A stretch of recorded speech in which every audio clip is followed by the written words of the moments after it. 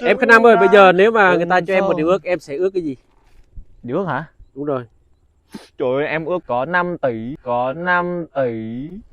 Sao ước nhiều thế? Thì cuộc sống của em là như vậy. Sao ước 10 tỷ luôn? Thôi em ước cỡ em là tầm 5 tỷ thôi. Rồi 5 tỷ em sẽ làm gì? 5 tỷ đối với em thì dễ dàng. 1 tỷ thì em xây nhà lầu. Nhà bây giờ phải hơn tỷ mới đẹp được.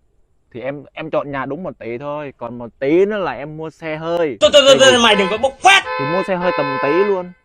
Để Xe em ước hơi. 5 tỷ mà. Còn Xe gì mới được chứ? thì xe gì ta, xe tầm 1 tỷ thôi, em không biết xe gì là xe gì hết. Fortuner bây giờ 1 tỷ 3 đấy, tỷ tư đấy.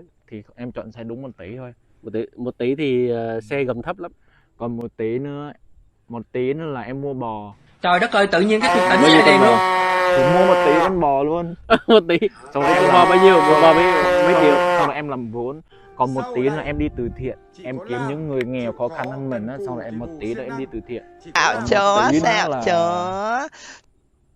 làm cái gì nữa ta?